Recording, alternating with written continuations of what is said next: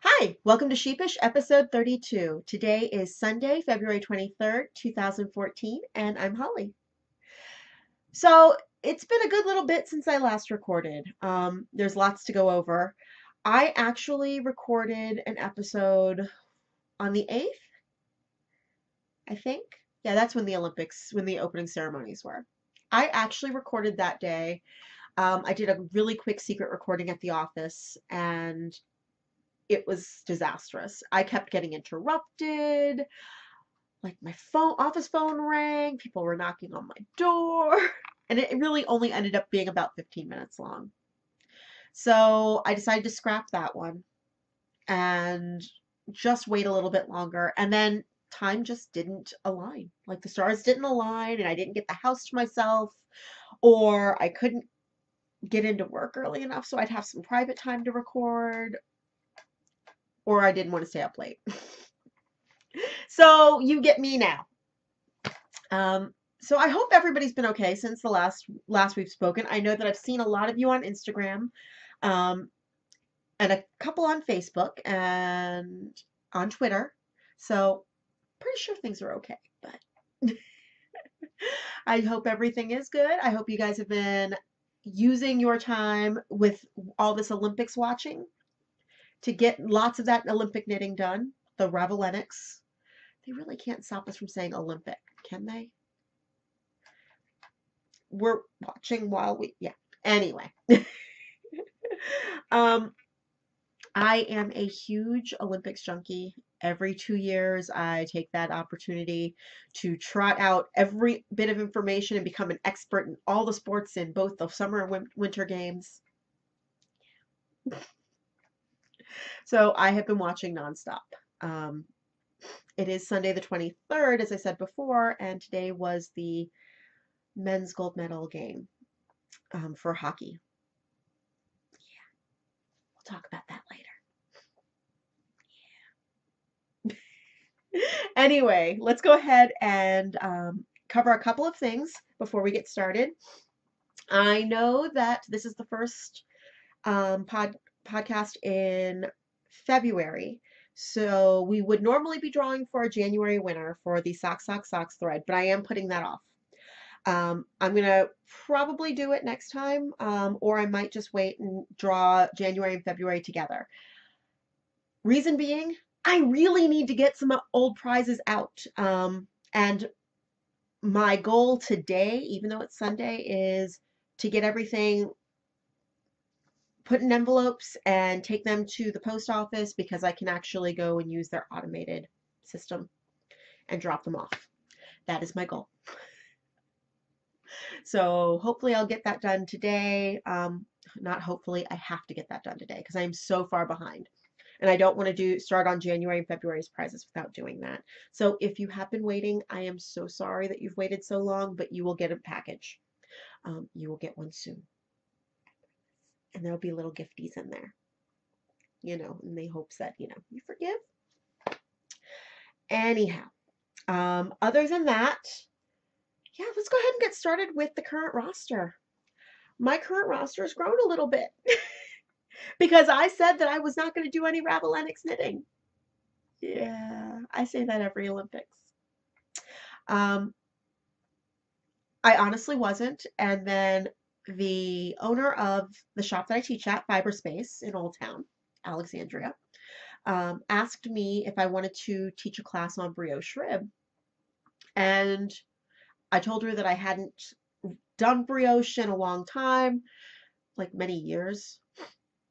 And, I just needed to brush up on it. And she said, well, we need a shop sample, so why don't you knit a shop sample? That way you know what we're going to be teaching. Okay. So it is a Brooklyn tweed pattern. It is called, of course, now I completely forget the name of the pattern, so I should have had this pulled up beforehand.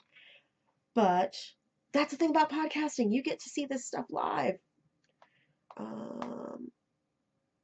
Knit Companion. So the name of the pattern is, and I'm going to remember it the moment I see it. Yep, Kennebec. I'm going to pull Okay, hi. I want to pull. Okay, I don't know how to get to just the pattern page on here, PDF. There we go.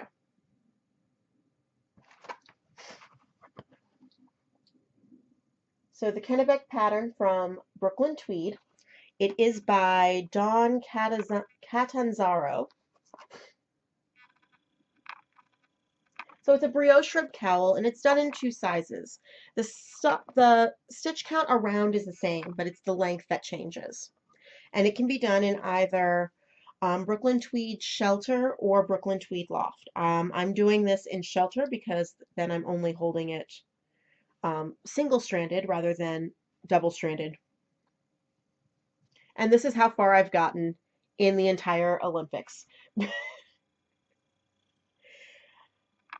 Yeah, I now remember why I don't do brioche rib.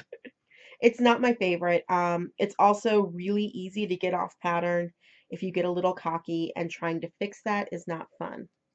I've done it a few times and then have consequently said, no, I'm not going to fix anything else because it drives me batty. But yeah, this is the Brooklyn Tweed Shelter in the faded quilt colorway. That's so coming up darker than it actually is.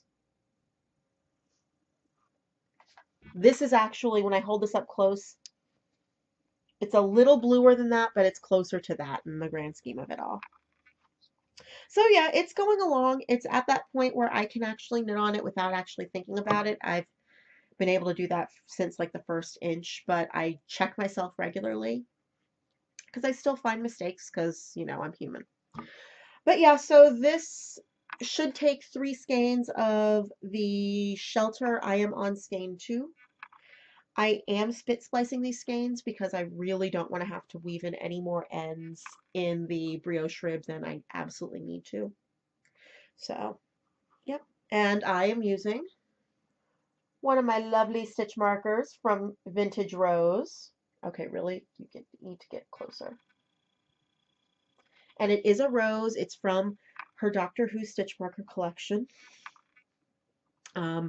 Obviously, Rose Tyler. But yeah, love it. I actually was talking about her in the class I was teaching yesterday, or her stuff. So, Vanessa, if you get a ton of new orders from the Alexandria, Northern Virginia area, I may have talked you up in class yesterday. Because, everybody should love these things. So that's the first thing that's on the needles, and that will get done, hopefully, if I can sit down and work on it. We're coming to the end of the Olympics, so I failed in the Ravellenics, but that's okay. I wasn't on a real team. But that should get done in about another week if I actually work on it, which it's become purse knitting because I can take it to work, I can work on it during webinars. I have been working on it during classes, so yeah. So the second thing on my needles is made out of this lovely yarn. And again, the colors are coming up so dark, but it's gorgeous and lovely. And this is from Unwind Yarn Company, and it's her Journey sock, I believe. And if I wanted to, I could definitely dig in my purse for the label, but you guys don't need to see me doing that. This is from the Two Crafty Girls Yarn Club, which very sadly has posted that they are going on an extended hiatus. Whether that means that they'll ever actually do it again or not is another story, but they are both so busy with their businesses that they can't focus on this. And the Two Crafty Girls Yarn Club is Dana from Unwind Yarn Company and Sarah from Another Crafty Girl. And you guys know how much I love Another Crafty Girl, and I have recently learned the love of Unwind Yarn Company. I am thrilled that their businesses are going so well. I will miss the club. They have been doing an art history club, and it's just like a 2-month thing. And so I got this. This was either December. No, this was January's, I think. I think. But the art history, so you guys have seen some of those skeins where I've held up the postcard to show you what what it represents. So this one was Monet's Water Lilies, which is one of my favorite Monet paintings. It's very, I used to be very into Impressionist painters, and Monet's Water Lilies were just the epitome of what I loved as like a teenager. I think every teenage girl loves those. um, but and I mean, and as I've grown older and learn to appreciate art more, I appreciate a lot of different types of art. But this still has, it's one of his Water Lily series. It holds special meaning in my heart. When I was in Paris with my bestie many, many years ago, we went to the Tuileries. I can never say it correct, but they have rooms devoted to Monet's Water Lilies and all the triptychs and the diptychs, just on these huge walls. And these rooms were oval, and it was beautiful, and you could just surround yourself with it. Yeah, seeing them in Paris was kind of awesome. But anyway, wow, off the subject and chatty today. So this is her Journey sock. I am loving this. This is, if you remember from a couple of episodes ago, I showed the Another Crafty Girl skein that I got out of this duo. And I said that I had gotten one. I wasn't sure when I could show it. It was sitting in my car. Yeah, this was it. It was sitting in my car waiting to be wound because it needed to be something. And lo and behold, I was teaching a sock class, and it happened to be in the car. And I don't normally knit socks with my sock class a lot of the time, just simply because I've knit them all before. Whether it's my top-down class where we're using a pattern that I wrote, or the toe-up class, like the beginning toe-up class, which uses a worsted weight yarn and pattern, which that Danielle wrote, which I've knit many times. Or this class, the monkey class. We do a lace sock class, and Danielle has got permission for Cookie A to teach it, blah, blah, blah. So I have a hope. All that to say, I have a hope. My sock class this particular sock class was 3 weeks long. It's not usually a class for beginners, but I had it was only 2 people. They had never knit socks before, and they both caught on so well. And they both had finished socks at the end of this, or a finished sock, and cast on for the second. So, yay! So I've got the first one done. It is a little snug. I probably should have stuck with the US 2s that the pattern calls for, instead of going down to my US 1.5s, which I always default to. I'm not sure why this is so snug, but it is, and that's okay. It still fits. It takes a little bit of effort to get it over my heel, but it fits. It's long enough. It's a little taller than I normally go for. The ribbing, the twisted rib, is longer than I normally do. It's about twice as long as I would normally do. Yeah. So I've got empty needles. I need to cast the second one of this on. But once I finish this, I decided to focus on the cowl, and that's coming along. I need to, though, cast this on for some fun knitting. Monkey socks is one of those things that I absolutely adore because it's so easy to memorize the pattern. And I tell this when I teach it, when I teach people this pattern, they're always like, "No, it's a chart. I can't remember it." And I'm like, "Trust me, you will." And by the second week, everybody's like, "Oh yeah, I got this. I got the pattern down. I can do this."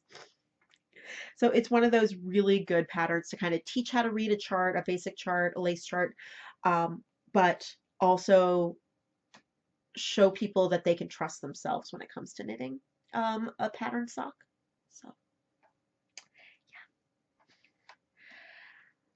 All right, so that's what I've currently been working on. I've got the other stuff too, don't worry. I just haven't been working on it as much. So, the my Albers cowl, my Doctor Who related Albers cowl.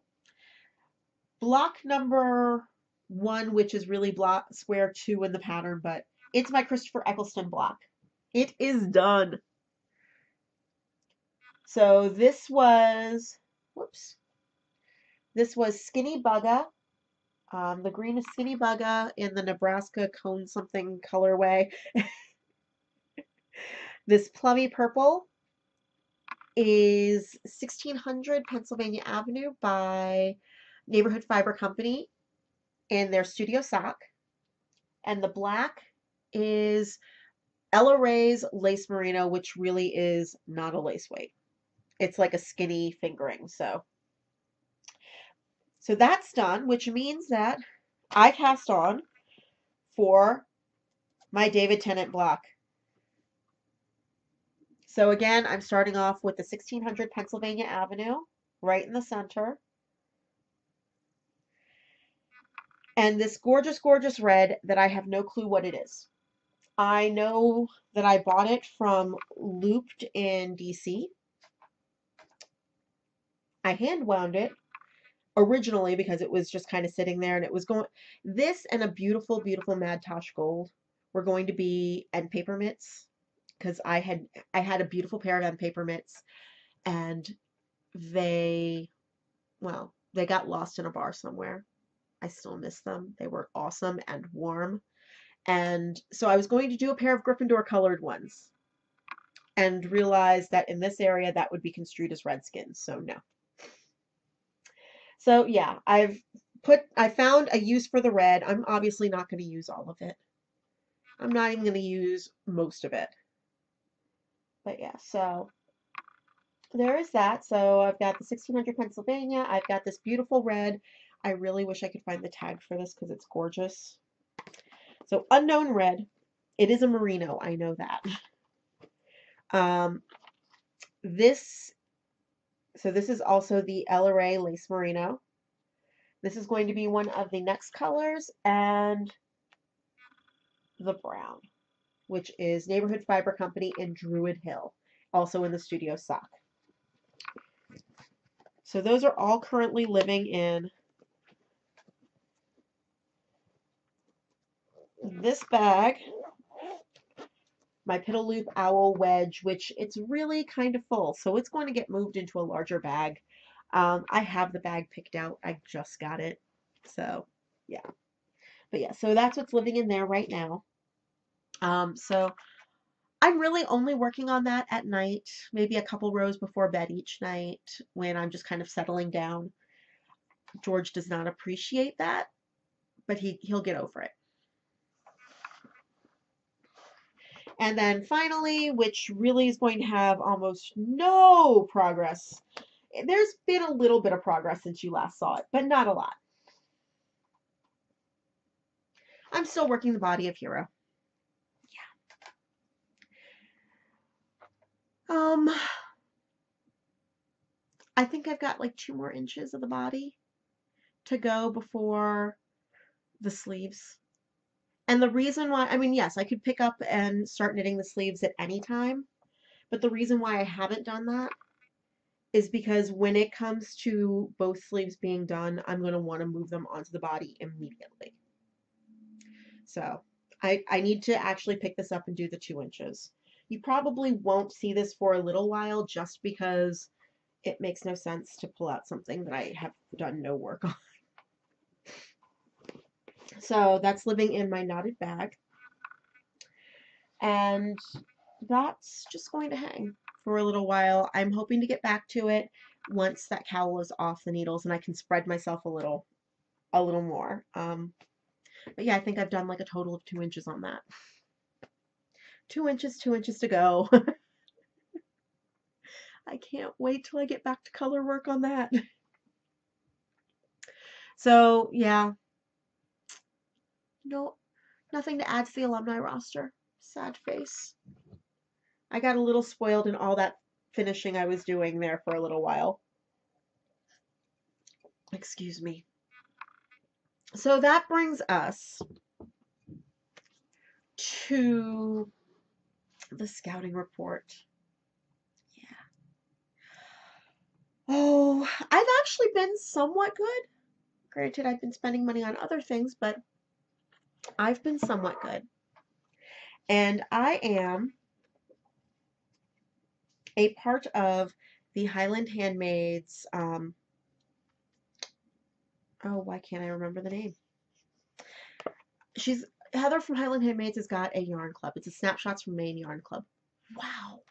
Anyway, so it's 12 months of just places that inspire her in the state that she's grown up in, that she and her husband have lived in their whole lives, and showing people the beauty of Maine. Maine is one of those beautiful states I love. If it wasn't so cold. So they took a trip up to Katahdin Ironworks, and this is the picture that inspired their the first month of the club. So this is in the North Maine woods. It's the blast furnace at Katahdin.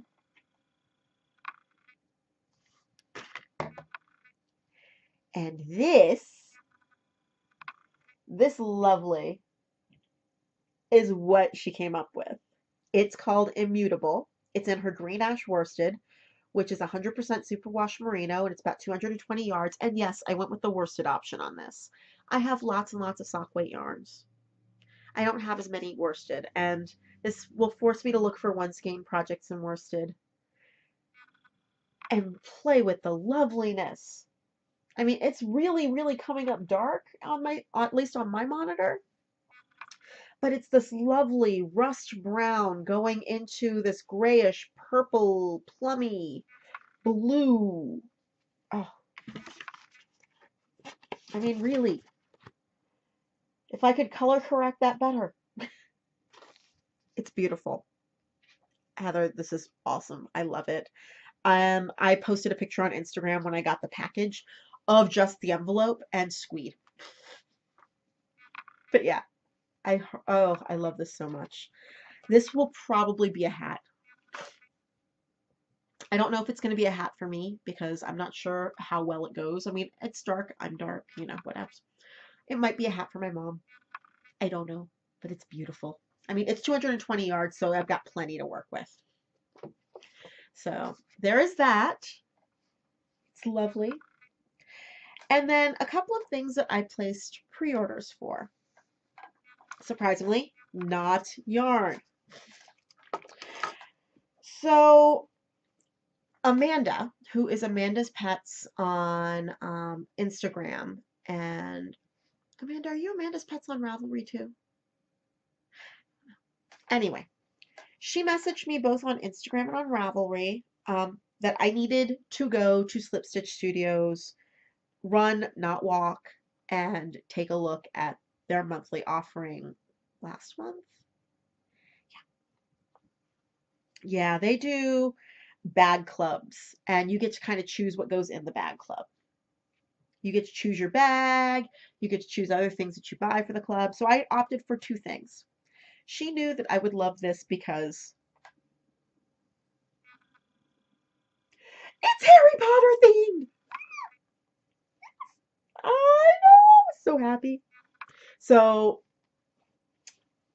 I got the Sock Plus bag, which has this beautiful orangey lining. You've got pockets on the inside. She says technically it's reversible, and you can see that there are no visible seams on this. So I mean, technically, yeah, you could reverse it and use it inside out. But why? I'm like, yeah, that is awesome. I'm loving it. It's actually housing my monkey sock right now, and has been since I got it. So in addition to that, as part of the club, I also got her magnetic bookmarks in 3 different lengths. So Expecto Patronum, all of the Harry Potter symbols. So you've got the lightning, let's see, the lightning bolt, the glasses, the snitch, just the HP. Oh, love it. And then the final one is I solemnly swear that I'm up to no good. Do I use pattern holders, bookmarks a lot? No. Do I need them? No. Did I want them? Yes. If I had had a lot of money, I would have gotten all of the bags, like all the sizes. I was good and opted not to.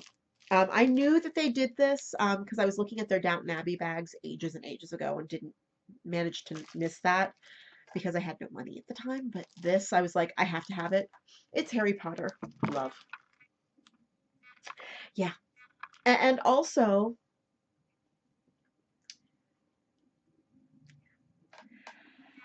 oh, Amy Beth of the Fat Squirrel Speaks also does Fat Squirrel's fibers. And she does bags. Lovely, lovely bags. And she posted on Instagram fabric. And she's like, would anybody, or maybe she did one of her bags. I don't know. But she was like, would anybody actually want a bag like this if I opened up pre-order spots? Yes.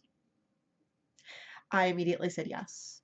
And next thing you know, pre-order spots were open and I was sitting in front of my computer. I think she opened them like on a Friday at 9 o'clock. And I sat at my computer refreshing and it wasn't coming up. So I went back in and finally I got a spot. But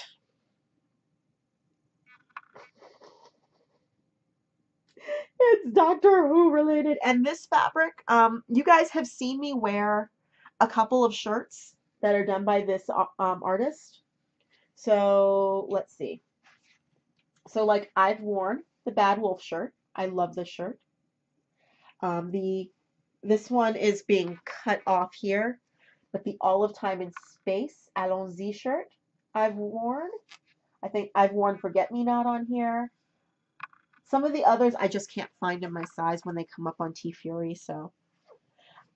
But I love this bag. I had to have it. It's wonderful. It's big. It's her sweater bag.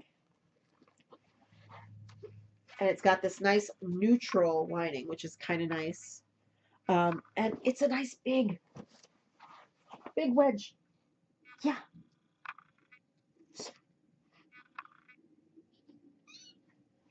This has been a good week. So there's that. Actually, I'm going to put my Doctor Who Albers cowl in here so that way I can be all nerded out. But it's huge. I'm loving this. I can't wait to use it. Amy Beth. Oh my flippin' goodness. This is beautiful. Thank you. Not that she watches, but you know. It's awesome. Yeah, I did the pre-order. I did the pre-order a while ago and was just thinking maybe that should be coming soon.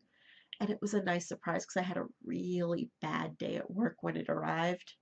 And it came and I was just like, oh, yay!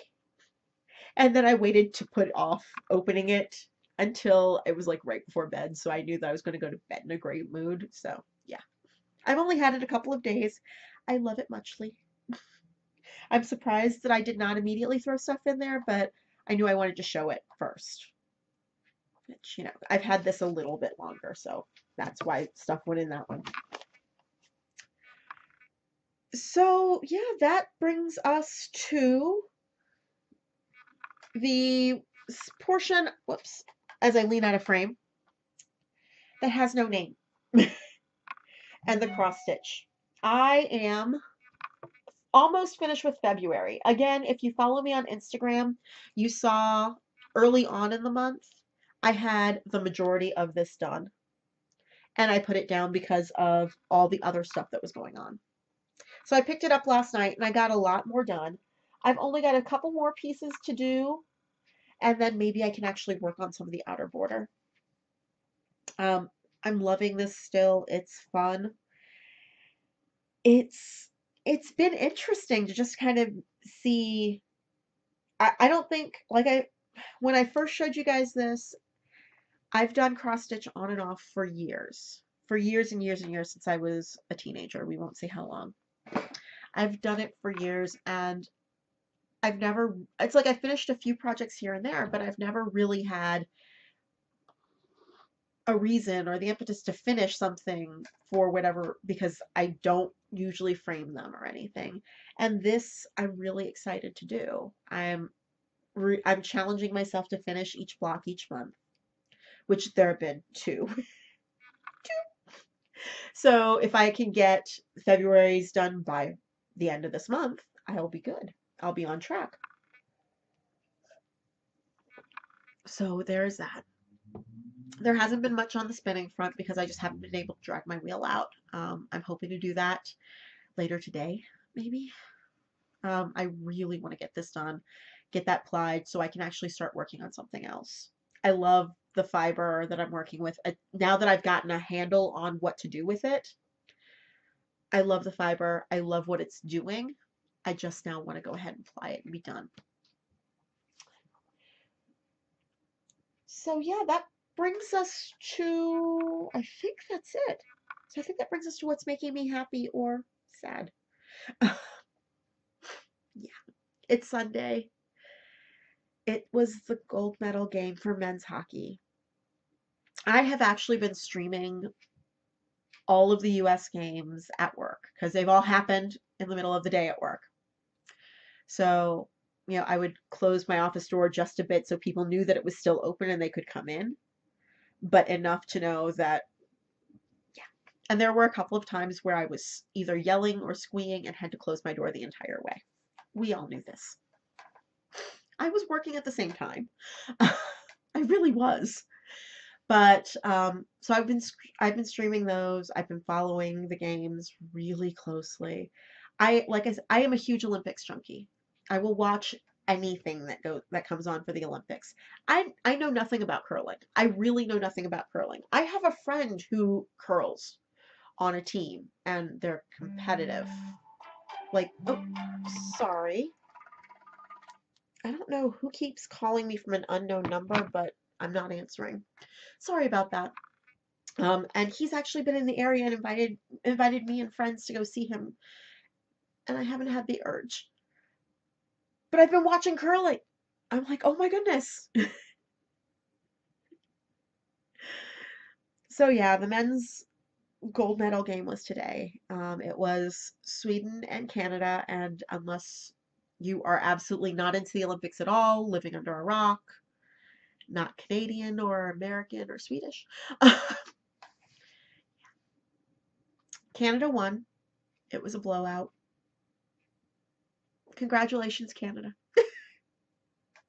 I am very, very sad. The game between Canada and the US, we lost 1-0. And there were disturbing generalizations on Twitter, because I was obviously on Twitter watching everybody react to it as well,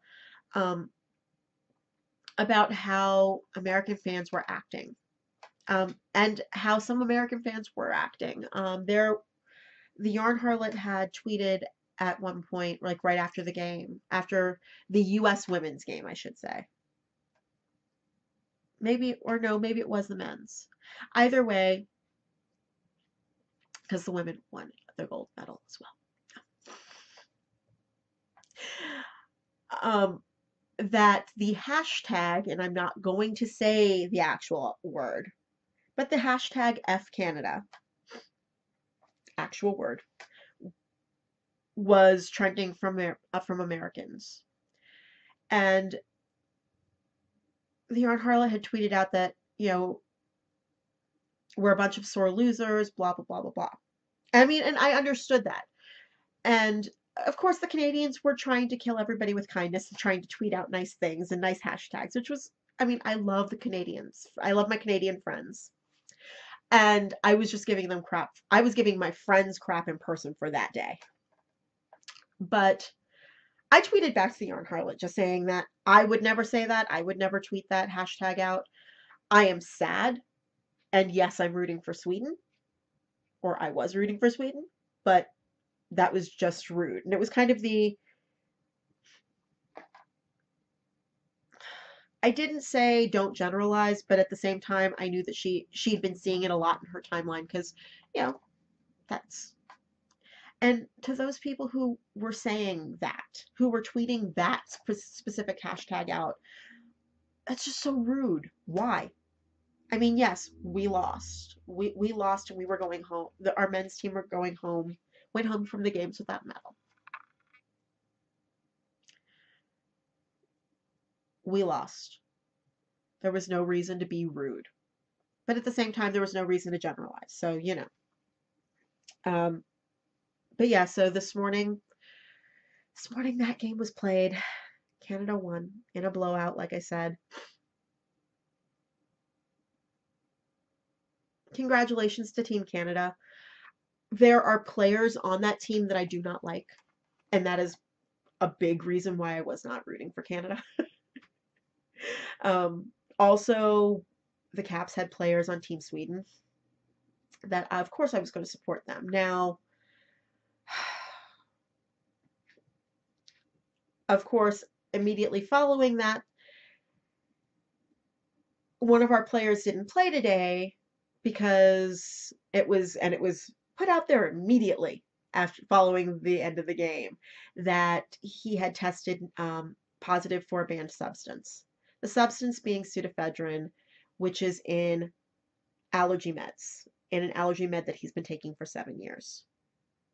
So he doesn't even get a medal because the day of the game, the IOC basically said sorry. Now, was that a stupid move of him to take Claritin or whatever? I don't know what he takes, but to take that allergy med today? Yeah, absolutely. Do I think it's unfair? Yes, because it that severely hobbled Sweden's chances. You know, it is what it is. 4 more years and we'll be doing this all again. We'll be doing it all again for hockey. NHL hockey starts next week. So there is that. All my boys will be back together. I know that the Canadians on our team are thrilled. Absolutely thrilled that Canada won. So there is that. I mean, the Olympics in general have been a happy and sad thing for me. But I've had fun with it. I am looking forward to 2016 in Rio. I am very much looking forward to the Summer Olympics because those are just as much fun. A little harder to knit through sometimes because it is so hot, but you know, whatever. Yeah. So that's pretty much what's been making me happy. I mean, there's been a lot of stuff going on at work that you don't need to know about. Yeah.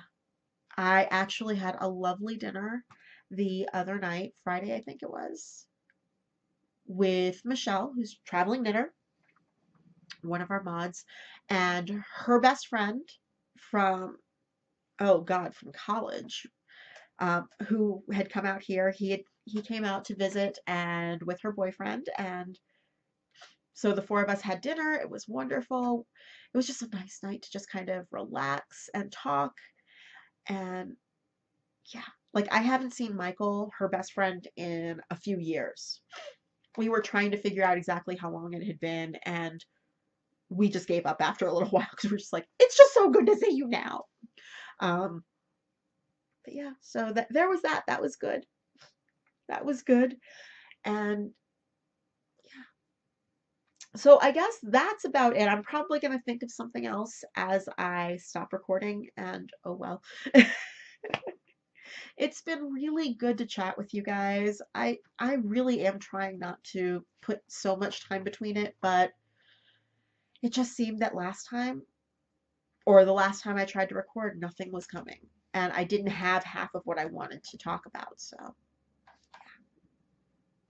So if you guys are participating in the Ravellenics and finishing up, good luck to you. When are closing ceremonies? I hope you guys get everything finished. I obviously am not. Have, yeah, a great week-ish. And I will see you next time. If you would like to reach me before I forget, you can do so at sheepishpodcast@gmail.com. I am on Ravelry as Knit Girl, spelled conventionally. You guys know this by now. Um, I am on Instagram as knitgirl726. If you are a new viewer, thank you for giving me a shot. And if you are a returning viewer, thank you so much for coming back. I really appreciate it. And yeah, I can't keep, I mean, if you view me on iTunes, please take the time to leave me a star rating or a review. This helps people find me in iTunes. And do that for any of the podcasts that you watch or listen to. I know that we all appreciate it.